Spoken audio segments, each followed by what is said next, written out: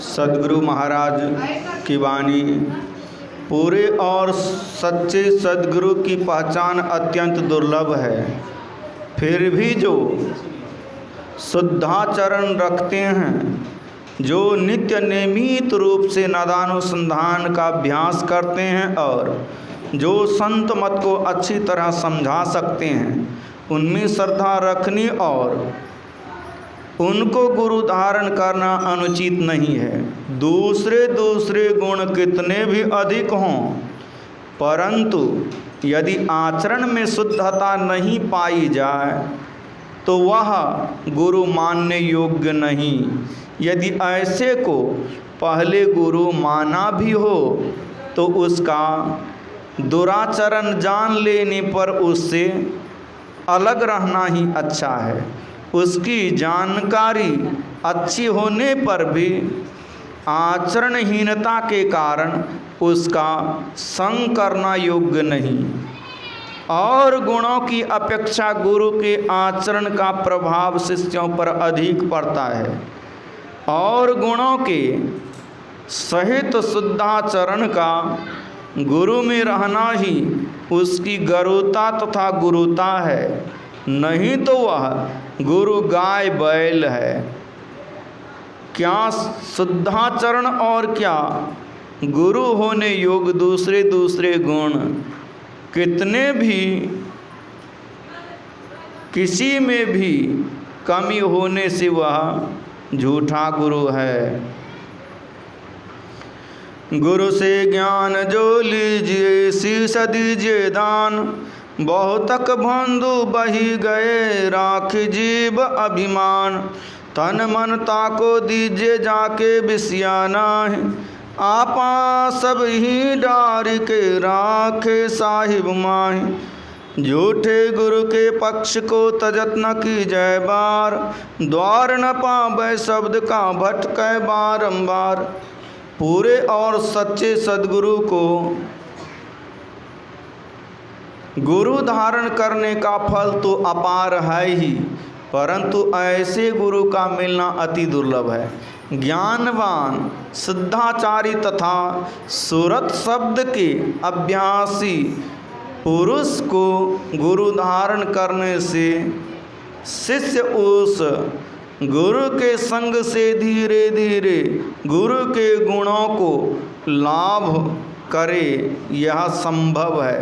क्योंकि संग से रंग लगता है और शिष्य के लिए वैसे गुरु की शुभ कामना भी शिष्य को कुछ न कुछ लाभ अवश्य पहुंचाएगी। क्योंकि एक का मनोबल दूसरे पर कुछ प्रभाव डाले, यह भी संभव ही है। ज्ञात होता है कि उपर्युक्त जो यह निर्णय कर देती है कि कैसे का शिष्य बनो और कैसे के हाथों में अपने को सौंपो, इसका रहस्य ऊपर कथित शिष्य के पक्ष में दोनों ही बातें लाभदायक हैं। जो केवल सुरत शब्द का अभ्यास करे किंतु ज्ञान और शुद्धाचरण की प्रवाह नहीं करे, ऐसे को गुरु धारण करना किसी तरह भला नहीं। यदि कोई इस बात की प्रवाह नहीं करके किसी दुराचारी जानकार को ही गुरु धारण कर ले, तो ऊपर कथित गुरु से लाभ होने योग्य प्राप्त होने योग्य लाभों से वह वंचित रहेगा और केवल अपने से अपनी संभाल करना उसके लिए अत्यंत भीषण काम होगा। इस भीषण काम से कोई विशेष स्थिर बुद्धि वाला विद्वान कर भी ले, पर सर्वसाधारण के हेतु असंभव सा है। ये बातें प्रत्यक्ष है कि एक की गर्मी दूसरे में समाती है, तथा कोई अपने शरीर बल से दूसरे के शरीर बल को सहायता देकर और अपने बुद्धि बल से दूसरे के बुद्धि बल को सहायता देकर बढ़ा देते हैं। तब यदि कोई अपना पवित्रतापूर्ण तेज दूसरे के अंदर देकर उसको पवित्र करे और अपने बढ़े हुए ध्यान बल से किसी दूसरे के ध्यान बल को जगावे और बढ़ावे, तो इसमें संशय करने का स्थान नहीं है। कल्याण साधनांक प्रथम खंड में अमीर खुसरो का वचन है कि सुनिए, मैंने भी उन महापुरुष जगत गुरु भगवान श्री स्वामी रामानंद का दर्शन किया है अपने गुरु ख्वाजा साहब की तरफ से। मैं तो फाये बेनजीर अनुपम भेंट लेकर पंचगंगा घाट पर गया था। स्वामी जी ने दाद दी थी और मुझ पर जो मेहर कृपा हुई थी उससे फौरन मेरे दिल की सफाई हो गई थी और खुदा का नूर झलक गया था। मंडल ब्रह्मोपनिषद तृतीय ब्राह्मण में के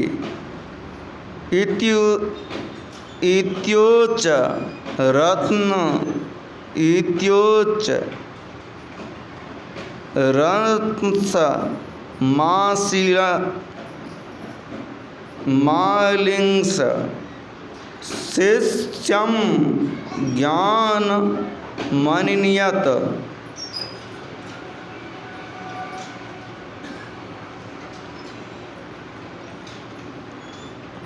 इस प्रकार उसने सूर्यमंडल के पुरुष ने अपने शिष्य को छाती से लगा लिया और उसको इस विषय का ज्ञान करा दिया और उस पर उन्होंने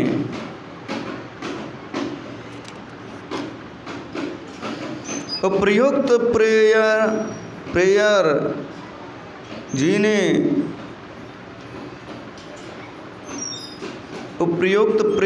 जी ने पृष्ठ के नीचे में यह टिप्पणी भी लिख दी है कि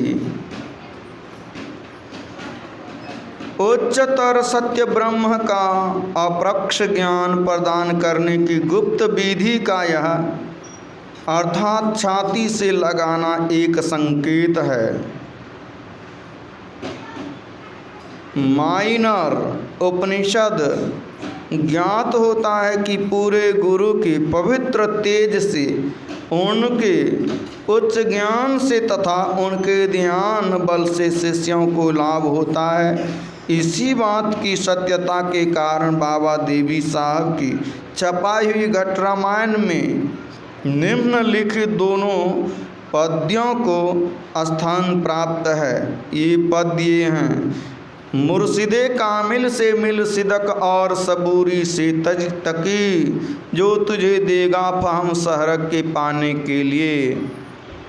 ऐ तकी, सच्चाई और संसारी चीज़ों का लालच त्याग कर संतोष धारण कर कामिल पूरे मुर्शिद गुरु से जाकर मिलो, जो तुझको सहरक सुषमना नारी पाने की समझ देगा। यह पद्य विदित कराता है कि भजन भेद कैसे गुरु से लेना चाहिए। और दूसरा, तुलसी बिना करम किसी मुर्शिद रसीदा की, राहे नजात दूर है उस पार देखना। तुलसी साहब कहते हैं कि किसी मुर्शिद रसीदा पहुँचे हुए गुरु के करम बख्शिश दया दान के बिना चाहे राहे नजात मुक्ति का रास्ता और उस पार का देखना दूर है। यह पद्य तो साफ ही कह रहा है कि पूरे गुरु के दया दान से ही उस पार का देखना होता है, अन्यथा नहीं।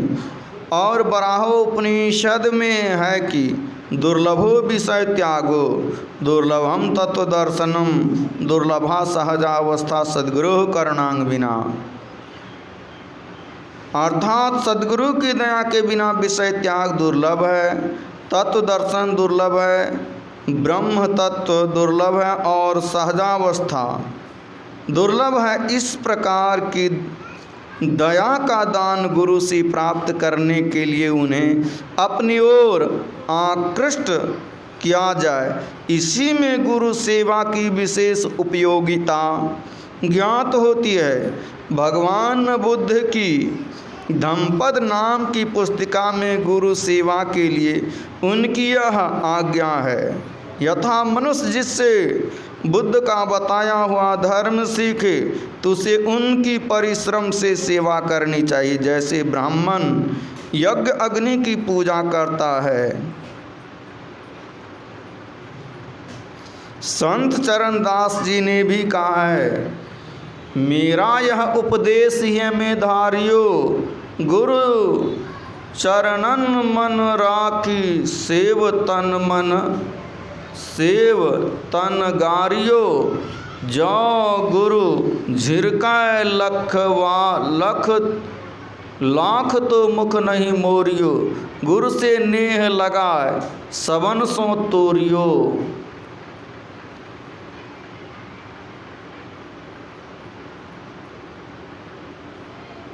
और बाबा देवी साहब ने भी घट रामायण में छपाया है, यह राह मंजिल इसका है पर पहुंचना मुश्किल नहीं, मुश्किल कुसा है रूबरू जिसने तुझे पंजा दिया। यह राह मार्ग और मंजिल गंतव्य स्थान इश्क प्रेम है पर पहुंचना कठिन नहीं है, मुश्किल कुसा कठिनाई तो मारने वाला वह दूर करने वाला रोबरू सामने वह है जिसने तुझे भेदवा आज्ञा दिया है। यद्यपि संत महात्मागण समदर्शी कहे जाते हैं, तथापि जैसे वर्षा का जल सब स्थानों पर एक तरह बरस जाने पर भी गड्ढे में ही विशेष जमा होकर टिका रहता है, वैसे ही संत महात्मा की कृपा वृष्टि भी सब पर एक तरह ही की होती है, परंतु उनके विशेष सेवक रूप गहरे गड्ढे की ओर वह वेग से प्रवाहित होकर उसी में अधिक ठहरती है। संत महात्मा गण तो स्वयं सब पर सम रूप से अपनी कृपा वृष्टि करते ही हैं, पर उनके सेवक अपनी सेवा से अपने को उनका कृपा पात्र बना उनकी विशेष कृपा अपनी ओर खींच लेंगे। इसमें आश्चर्य ही क्या, एक तो देने वाले के दान की ना प्रवाह करता है और ना वह उसे लेने का पात्र ही ठीक है, दूसरा इसकी बहुत प्रवाह करता है और अत्यंत यत्न से अपने को उस दान के लेने का पात्र बनाता है, तब पहले से दूसरे को विशेष लाभ क्यों ना होगा। संत महात्माओं की वाणियों में गुरु सेवा की विधि का यही रहस्य ऐसा जानने में आता है। किसी से कोई विद्या सीखने वाले को सिखाने वाले से नम्रता से रहने का तथा उसकी प्रेम सहित कुछ सेवा करने का ख्याल हृदय में स्वाभाविक ही उदय होता है। इसलिए गुरु भक्ति स्वाभाविक है। गुरु भक्ति के विरोध में कुछ कहना फजूल है। निसंदेह अयोग्य गुरु की भक्ति को बुद्धिमान आप त्यागेंगे और दूसरों से भी इसका त्याग कराने की कोशिश करेंगे, यह भी स्वाभाविक ही है। सदाचार, गुरु सेवा और ध्यानाभ्यास साधकों को इन चारों चीज़ों की अत्यंत आवश्यकता है। श्री सद्गुरु